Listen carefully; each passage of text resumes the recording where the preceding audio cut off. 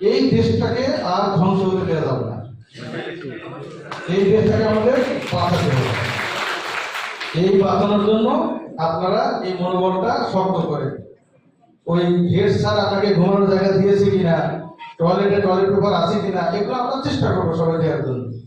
Police আপনার কথা শুনবে কি শুনবে না, আনসার শুনবে কি শুনবে না, ফোন করলে আসবে কি আসবে না, মনে করেন যে কেউ আসবে না, কিন্তু আপনার জায়গায় আপনি কি থাকবেন, শক্ত থাকবেন এবং আগেই সিদ্ধান্তটা নিয়ে রাখবেন যে সবাই যদি কেউ যদি আমার সাথে না থাকে তাহলে আমি কি করব।